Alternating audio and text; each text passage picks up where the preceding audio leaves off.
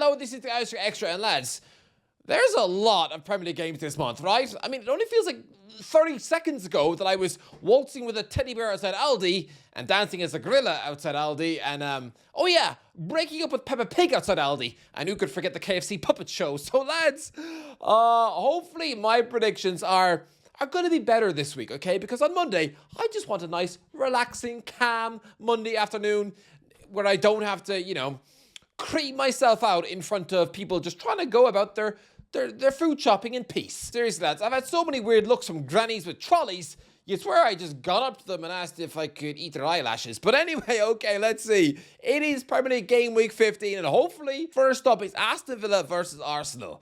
Oh, lads, this is a really missed opportunity match because if Aston Villa had just started the season well and not playing like a bunch of drunken zombies when they failed to score for a month, if they just began the season well, then this would be right now an epic title fight match. I know, Aston Villa in a title race sounds absolutely nutty, right? It seems crazy. But, I mean, it was only a few months ago. Unai Emery was literally whispering quietly, but I bet some Villa fans were thinking, should we sack him now? Because honestly, 5 games without a win, a whole month without a goal, they look blunt. They looked, I think I said in the video that Aston Villa would definitely not get Europe now. Yeah, then they've literally gone on Man City winning levels of form. Right now, over the last 2 months, Aston Villa are the best team in the league.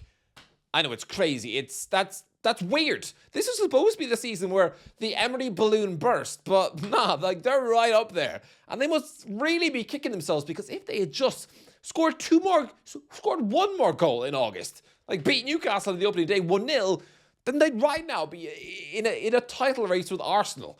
Emery versus Arteta, it would be glorious to see, but no, it's purely because of that rotten start, which is why nobody is talking about Villa's 8 wins out of 9. Like, no one. Like, I've been getting comments on my videos saying, Irish guy's not talking about Villa enough, he's ignoring us. I'm trying not to, okay, because everyone else is. Everyone right now in the media is treating Aston Villa as if they're the brace-faced geek in the corner of the teenage disco. And no one wants to dance with them. Okay, fine, that was me. What of it? But that's what Aston Villa right now. Everyone wants to ignore this unbelievable, exceptional winning run. Like, it's gaining no traction anywhere. I don't know why people are ignoring Villa. I don't. But they won't be if they beat Arsenal. If they beat Arsenal, they'll move to what? Within 3 points of them at the top? Then they're in a title race. That is... Oh, should I do it? Should I tip Villa to beat Arsenal? You know what? I will. Emery has got Arteta's number, right? Like when he beat him twice a couple of years ago in the same season, which pretty much cost the Gunners the league. I'm going to say this is going to be the weekend where people stop sleeping on Villa. I'm going to go 1-0 Aston Villa. Okay, the name Ollie Watkins is screaming into my brain. But, I mean, I also tipped him to be a washed-up Darren Bent by now. So, can I really bring it upon myself to tip him to score a little bit? You know what? Yeah. Okay, I'm going to go Watkins, haunting the club who tried to side him in January. Okay, 1-0 Aston Villa. Next up, Bournemouth versus Chelsea. Me and Bournemouth are not friends right now. I'm sorry, but I'm still making Antonio Iraola sleep on the couch because I'm still not over it. When he was 2-0 up and let that perfect lead slip at Sunderland to somehow conspire to lose the match, which had me dancing as a gorilla outside Aldi. And everyone in that area now must think I'm an absolute freak. Iraola, I'm sorry, okay, but I am that annoying wife of yours who's making you sleep on the couch because you spilt milk in the bed. Okay, you're sleeping downstairs, Andoni, because I have not forgiven you yet. So I'm going to tip, for the first time in yonks, I'm going to tip Bournemouth to lose, which feels unnatural because last season when I was doing all of these predictions, I added them all up at the end of the season, and I think you all know, I had Bournemouth down to accidentally win the league. I think I had them having like 88, 89 points over the entire season. Like, I don't tip Bournemouth to lose. I'm going to go with Chelsea win. They're going to have to bounce back from that embarrassment at Leeds, and they usually do. Like, Chelsea are very inconsistent. You never get 2 equal performances from them 2 games in a row. So I'm going to go with a 3-0 Chelsea win. I'm going to go Palmer, Enzo, and Neto. And a Bournemouth win, then I will rub butter on my face. But I don't think It happens, okay? I'm sorry, Bournemouth, but you are still in the doghouse. Up next, Everton versus Nottingham Forest. Draw, draw, draw. Are you kidding me? Are you kidding me? David Moyes versus Sean Dyche.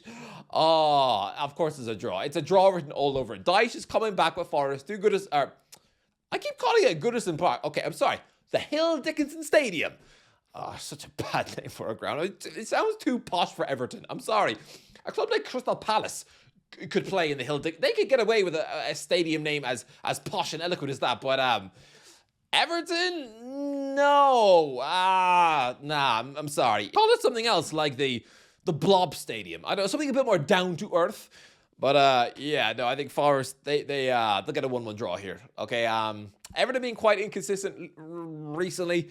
I mean, they got brilliant wins away to Man United and Bournemouth 1-0, but then they conceded 4 at home to Newcastle. So this has 1-1 written all over it.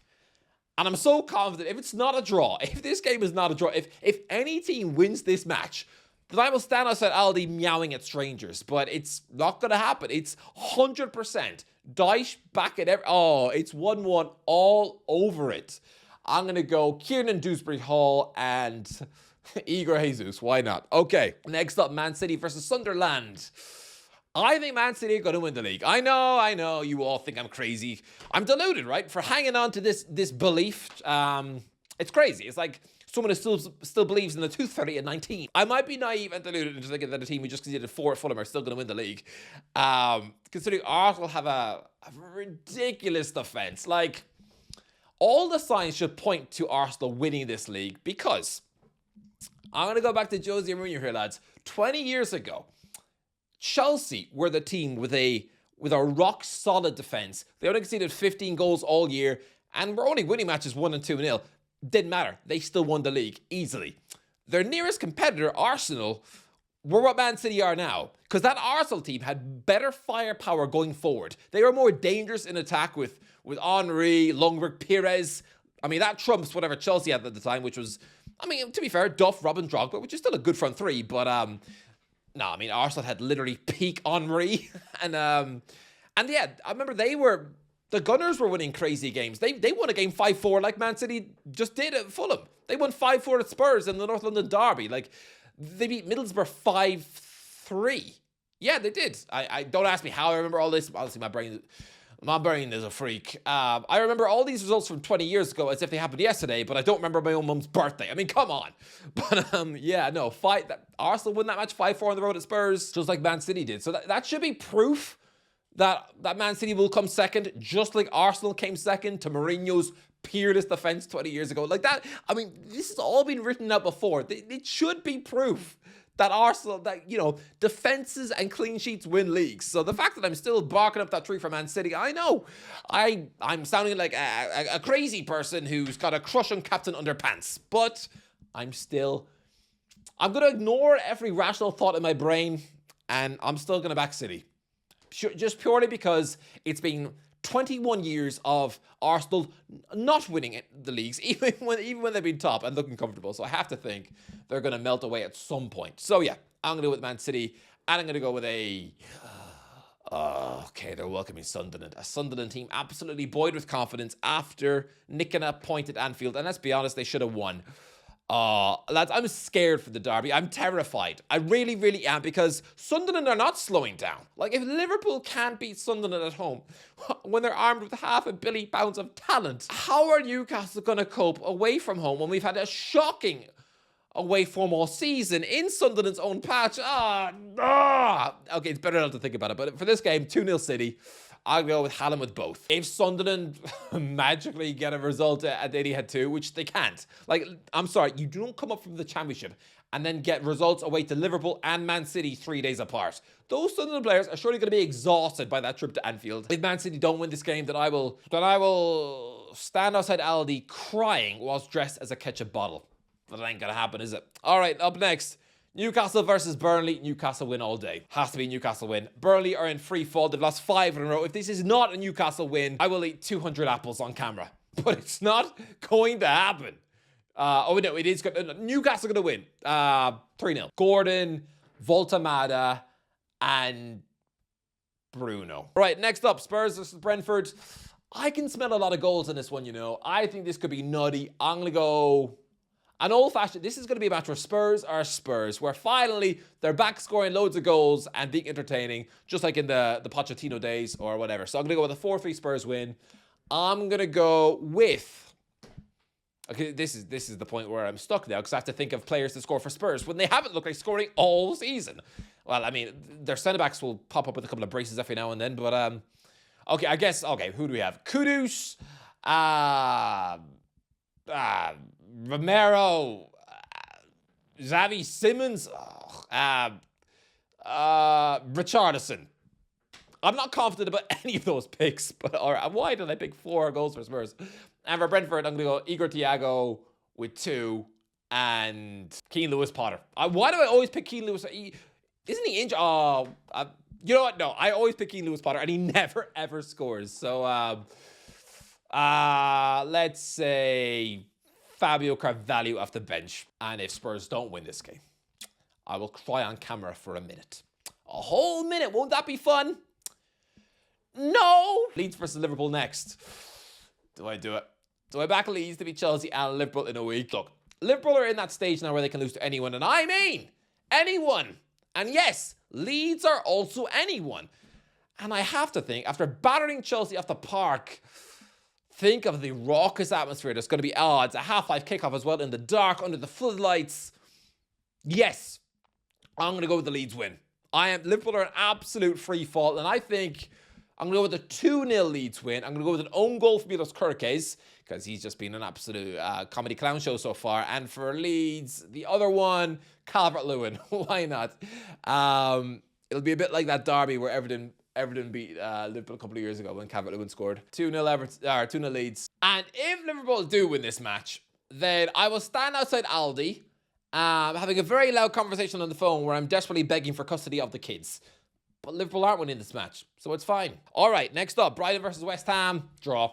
1-1. I'm going to go the 1-1 draw for this. I'm going to go Welbeck and Bowen. Fulham versus Crystal Palace is next up. 0-0. And then finally, Wolves versus Man United.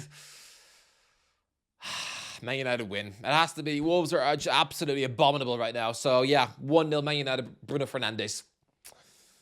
And I'm going to have to... The bread is already waiting for me. Wolves are garbage. Anyway, that is the end of the video. Let me know in the comments, what do you think? Okay, please tell me my predictions are going to get better, so I can stop creeping out everyone out outside Aldi. But let me know in the comments, what do you think? If you enjoyed the video, don't forget to enjoy the ways. I'll talk to you in a while.